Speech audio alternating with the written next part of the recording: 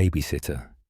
There was a young girl who was in need of a job, was able to find work as a babysitter for a couple who lived in a large, isolated old house.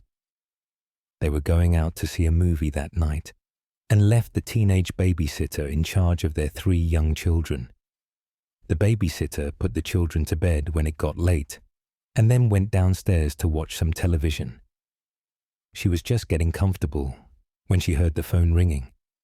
When she answered it, all she heard was heavy breathing followed by a man's voice asking, "Have you checked on the children?" Freaked out, she hung up the phone, trying to convince herself that it was just someone playing a practical joke on her. She went back to watching television, but about 15 minutes later, the phone rang again. She picked up the receiver and heard hysterical laughter from the other end of the line. Then the same voice asked, "Why haven't you checked on the children?" The babysitter slammed down the phone. The poor girl was frightened out of her wits and immediately called the police. The operator at the police station told the babysitter that if the man called again, she should try to keep him talking. That would give the police time to trace the call. A few minutes later, the phone rang a 3rd time, and when the babysitter answered it, she heard the heavy breathing again. The voice on the line said, "You should really check on the children." The babysitter listened to him laughing hysterically for a long time. She hung up the phone again, and almost immediately it rang again.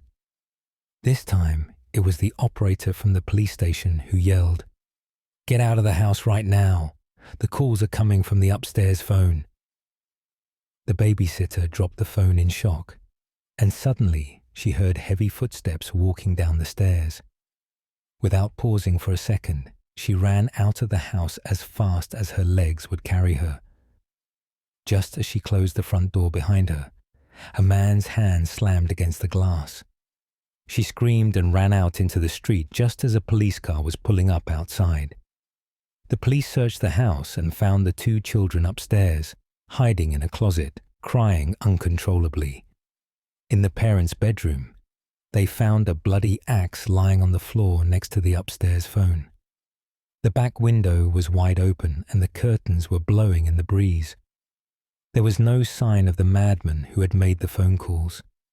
He had escaped into the night when the police arrived and managed to interrupt his horrible plan to kill the 2 children and the poor babysitter.